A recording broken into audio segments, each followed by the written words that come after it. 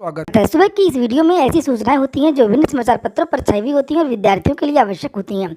तो आइए शुरू करते हैं और देख लेते हैं कि आज के समाचार पत्रों में विद्यार्थी जीवन से संबंधित कौन कौन सी सूचनाएं हैं। चलिए शुरू करते हैं आज की सूचनाओं को। सबसे पहली सूचना है शिक्षक भर्ती परीक्षा में प्रश्न पत्र हल कराने वाले 21 आरोपी गिरफ्तार। केवीएस की परीक्षाएं हो रही हैं, विभिन्न पदों पर भर्ती हो रही है। टीजीटी, पीजीटी, प्राथमिक शिक्षक भर्ती और पेपर हैकिंग के द्वारा नकल हो रही है, कंप्यूटर के द्वारा, स्क्रीन शेयरिंग के द्वारा। लिखा हरियाणा से सरगना, वाराणसी और प्रयागराज से धरे गए अन्य आरोपी। केंद्रीय विद्यालय की ऑनलाइन प्राथमिक शिक्षक भर्ती परीक्षा में सिस्टम हैक कर प्रश्न पत्र हल कराने वाले गिरोह का भंडाफोड़ हुआ है।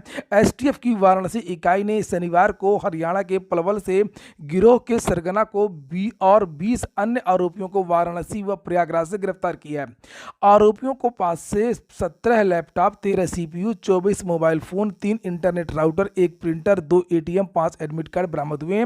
आरोपियों से पूछताछ के बाद के साथ ही बरामद इलेक्ट्रॉनिक डिवाइसों से डाटा फोरेंसिक एक्सपर्ट के सहयोग से रिकवर कराया जा रहा है। एसटीएफ को एनीडेस्क व रिमोट एक्सेस एप्लीकेशन के माध्यम से शिक्षक भर्ती परीक्षा में सेंधमारी की सूचना मिली थी।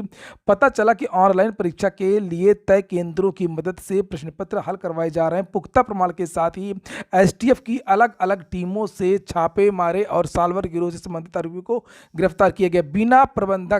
बिना विद्यालय की जानकारी के ये हैकर पेपर आउट नहीं करा सकते हैं और जो शेयरिंग है वो नहीं हो सकती है। आईपी एड्रेस वगैरह बहुत सारे कोड जो होते हैं वो बाहर देने पड़ते हैं, तभी वो दूसरी जगह शेयर हो पाएगा, चाहे वो एनीडेस्क हो, ऐप हो या अन्य चीजें हो। तो शुचितापूर्ण परीक्षा करवाना एक बहुत बड़ी चुनौती हो गई है सरकार के लिए, एसटीएफ के लिए। ये देखिए इनकी तस्वीरें हैं जो गिरफ्तार हुए हैं, मैं इनके नाम जरूर लूंगा और आप लोग इनको देखिए। और यहाँ पर इनके जो नाम लिखे हैं, चितरंजन वर्मा, सुजीत कुमार, प्रशांत वर्मा, दीपक कुमार, संतोष पटेल, दीपक सिंह, सुधांशु शेखर सिंह, जयचंद सिंह, इंद्रेश यादव, दीप्ति सिंह, प्रतिभा सिंह, भुवनेश कुमार, ओमकार सिंह, अखिलेश कुमार यादव, संजय कुमार गुप्ता, रोहित गुप्ता, चंद्रेश कुमार, गजेंद्र मौर्य, दिग्विजय यादव और बलदाऊ वर्मा, संजय कुमार इत्यादि। अब आप लोगों को समझ में आ रहा होगा कि क्यों कट ऑफ ज़्यादा चला जाता है। जितना सभी लोग अनुमान लगाते हैं उससे भी 10 नंबर, 15 नंबर, 20 नंबर ज़्यादा, जो हाल दरोगा भर्ती में हुआ है।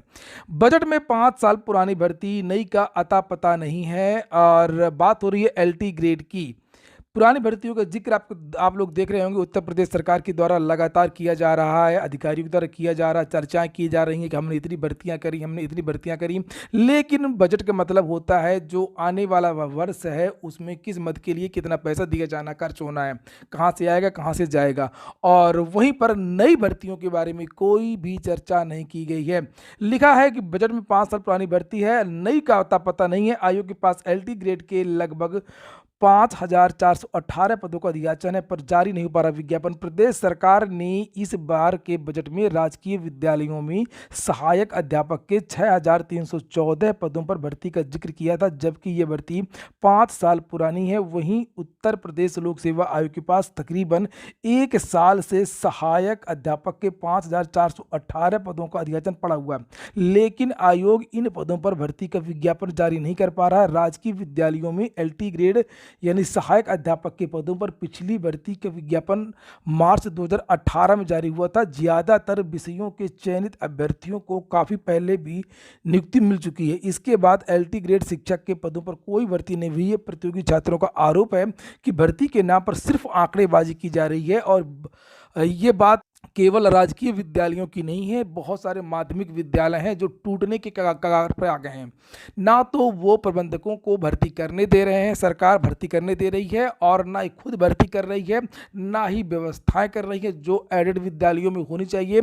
और इसके लिए आज एक बड़ी मीटिंग होने वाली है। उत्तर प्रदेश के जितने भी प्रबंधक हैं और लोग हैं, ये देखिए यहाँ पर लिखा है, ये आज ही का समाचार पत्र है। और चूंकि ये जो एडेड माध्यमिक विद्यालय हैं जहां से टीजीटी पीजीटी की वैकेंसी आती है, उनकी स्थिति इतनी खराब हो गई है कि अब ये बंद होने के कगार पर आ गए हैं, क्योंकि सरकार उपेक्षा कर रही, सरकार को कोई मतलब नहीं है।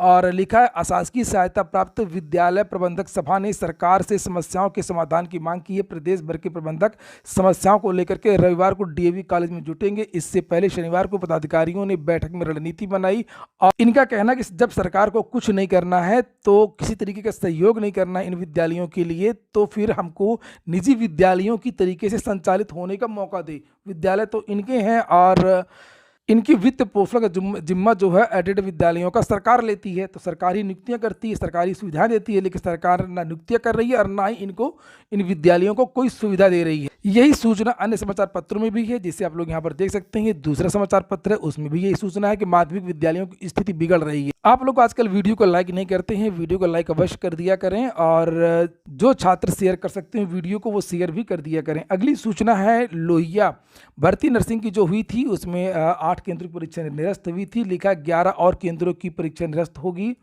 कमेटी में बहुत सारी खामियां मिली थी। लिखा है लोहिया संस्थान की नर्सिंग भर्ती परीक्षा में गड़बड़ी की जांच शनिवार को पूरी हो गई। हाई पावर कमेटी ने संस्थान प्रशासन को अपनी तो यहाँ पर लिखा हुआ है कि जल्दी ही परीक्षा की नई तारीख घोषित की जाएगी। एजेंसी दोबारा परीक्षा देने वाले अभ्यर्थियों को आने जाने का किराया भी देगी। किराया क्या दोगे? इस पूरी परीक्षा को रद्द होना चाहिए और पूरी परीक्षा को दोबारा करवाना चाहिए। पुरानी एलटी जो 18 में हुई थी, उसके कुछ विद्यार्थियों का चयन बाद में हुआ था। 1395 शिक्षकों को होली के पहले वेतन का भुगतान के आदेश दे दिए गए हैं। इन शिक्षकों को 18 दिसंबर को नियुक्ति पत्र वितरित किया गया था। इस तारीख को आयोग पहुंचे थे यूपी और सचिव जी से इनकी वार्ता हुई। ओएच कैटेगरी के ये विद्यार्थी थे और इन विद्यार्थियों को चयनित कर लिया गया था, लेकिन फाइनल में इनको नहीं लिया जाएगा। इनके लिए सीटें नहीं है लेखपाल को, इनको ऐसी जानकारी मिली थी। और जो सचिव से ये इन्होंने वार्ता की, तो सचिव साहब ने भी इनसे कहा कि हाँ, इस कैटेगरी की जो सीटें हैं वो नहीं है। तो इन छात्रों को ये कहना था, अगर सीटें नहीं है तो फिर हमको पीईटी में शॉर्ट लिस्ट क्यों किया गया? लेखपाल फॉर्म में हम लोगों की कैटेगरी का विकल्प क्यों था? OL, OA, BL, BA, MW इत्यादि 122 सीट हम दिव्यांगों को नहीं, तो फिर किसको दी जाएंगी? तो अब ये विद्यार्थी फरवरी को फिर से लखनऊ जा रहे हैं और जिसमें से ये मुख्यमंत्री से मिलने की कोशिश करेंगे। UPSSC भी हो सकता है। जो छात्र नोटिस जारी की थी, 2 विद्यार्थियों का जो इंटरव्यू होना है पीछे 2022 का, उनकी जो तारीख है उसमें बदलाव की है, जिसे आप लोग यहाँ पर देख सकते हैं। उत्तर प्रदेश दरोगा भर्ती के विद्यार्थियों को आज नियुक्ति पत्र दिया जाना, उसको लेकर के भी लगभग सभी समाचार पत्रों में इस तरीके का जो ऐड है वो छपा हुआ है और लिखा कि 26 फरवरी 2023 10 बजे इन विद्यार्थियों को आज नियुक्ति पत्र प्रदान किया जाएगा। बात कर लेते हैं थोड़ा सा, जिसे आप लोग देख सकेंगे। बीते 5 वर्षों में बेसिक शिक्षा परिषद में, ये देखिए यहाँ पर लिखा हुआ है कि बेसिक 5 वर्षों में 1,64,000 शिक्षकों की भर्ती की गई है। तो बेसिक में आप लोग बताइए, अगर किसी को पता हो कि बेसिक में 1,64,000 शिक्षक भर्ती कहाँ से हुई है, कमेंट बॉक्स में आप लोग अवश्य बताएं। बेसिक में जो शिक्षा मित्रों के रिक्त पद थे 1,37,000, जिनमें से 68,500 के भी अभी तक 22,000 पद नहीं भरे गए। 6800 जो OBC SC वाला जो मामला था, वो पदों पर भी भर्ती नहीं हुई है। तो लगभग 20-22,000 पद तो वही नहीं भरे गए हैं। और इस प्रकार से ये दावा कैसे किया जा रहा है कि 1,64,000 पदों पर बेसिक शिक्षा परिषद ने भर्ती की है? ये हो गया आज का वीडियो और ये है यूपी बेसिक एजुकेशनल मॉडल। ये देखिए, बहुत बहुत धन्यवाद।